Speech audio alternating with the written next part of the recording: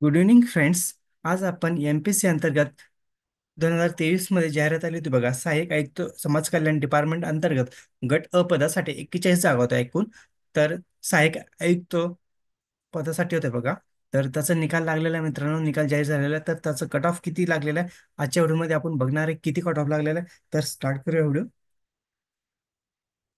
बघा, Maharashtra public service commissions assistant commissioners social welfare and relevant group A साठी बघा.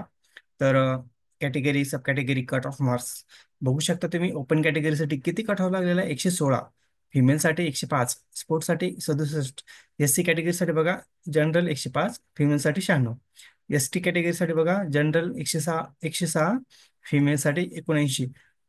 व्हिजेंटी अ साठी डीटी ए साठी बघा जनरल 108, एन टी बी साठी बघा जनरल 105, एस बी सी साठी general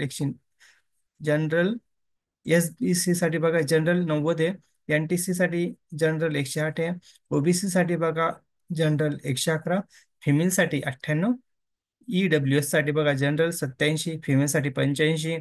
S E B C साठी बघा जनरल 104, फिमेल साठी 93 आणि दिव्यांगसाठी बघा 81 आणि 95. अशा प्रकारे हा कट ऑफ लागलेला आहे. ज्यांचं सिलेक्शन झालेलं आहे सगळ्यांना माझ्याकडून खूप खूप शुभेच्छा. तर व्हिडिओ आवडल्यास लाईक शेअर कमेंट करा विसरू नका. थँक्यू. Bye friends.